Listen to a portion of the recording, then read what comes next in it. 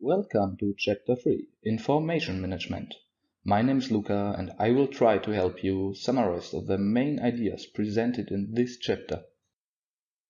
What is content management?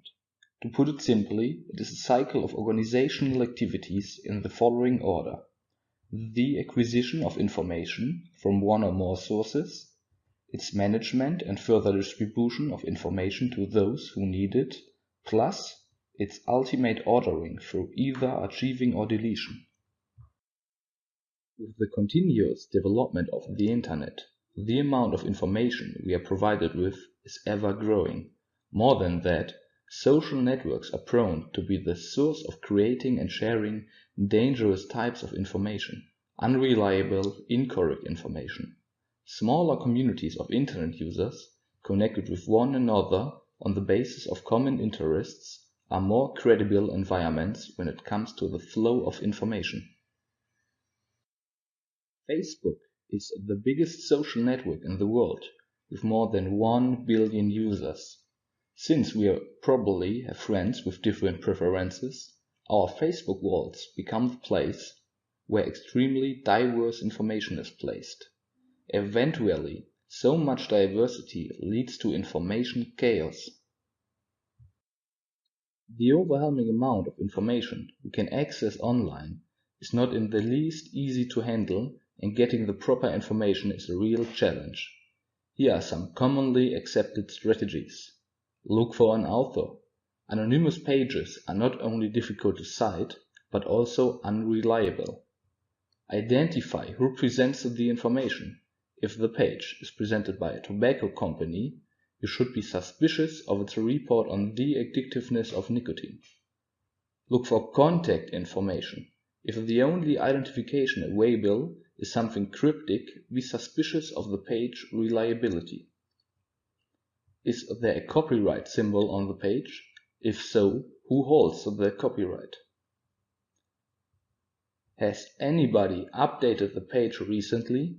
Outdated information may not be valid anymore. What's the purpose of the page? Why is this information being posted?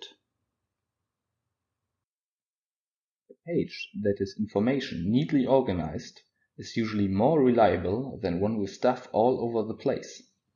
Look for primary information. The papers and reports you write for your classes need to be based on primary information whenever possible.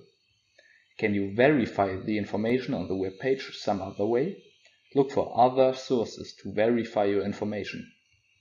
If you are worried that the information may lack credibility, try starting with a source you know is reputable. Finally, remember that even though a page might not meet your standards as a citable source, it may help you generate good ideas or point to other usable sources. It goes without saying that Internet has revolutionized the learning process. However, it has both advantages and disadvantages. Among the advantages, we can mention the following. We can learn anytime, anywhere. Learning online is custom-made, with or without a teacher. For adults, this is a more complex and more accessible way to learn. With proper tools and attitude, learning online can be interactive, or it can replicate the classic one: video conferences on Skype, virtual classrooms for interaction with the teacher and fellow students, instant feedback, etc. As compared to the classic school environment, Internet is more anonymous. Shy, introverted children are given a chance to learn better, as long as it's seen as a chance to learn more and not as a solution for their problems. If some new discovery is made in our chosen field of study, we do not need to wait for a new edition of a printed book that would include new material. It is all available online in an instant. However, it also brings about some challenges. Our time spent in front of a computer should be monitored very closely. We cannot spend too much time in front of the screen. Learning online should be equally counteracted by movement, playing sports for example, as a compensation for the sitting position in front of a computer. Online learning techniques should be complemented with handwriting exercises. A common problem that can occur is that we get out of the habit of using our handwriting if we use both our hands to type on the keyboard. We should practice our sense of orientation. Some people do not respond well to two-dimensional perception of things on the computer screen. Learning online should include compulsory time spent with family or friends, on interaction with living creatures. One of the main interests of scholars of all sorts, academics, teachers, students, pupils, and professionals of all fields, has been to discover how to memorize fast and easily, how to read quicker and generally, how to study better and learn faster. But, unfortunately, there is no magical solution for learning, and nothing will happen overnight and effortlessly. Different types of learners. Fast learners are the persons who learn lessons, topics, or concepts at a faster rate, who possess keen intellectual discernment and a strong practical sense. Very important is the fact they find pleasure in intellectual activities. On the opposite side, there are the slow learners. A slow learner is not a diagnostic category.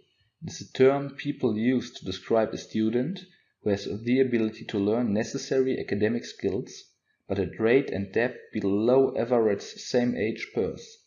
In order to grasp new concepts, a slow learner needs more time, more repetition, and often more resources from the teachers to be successful.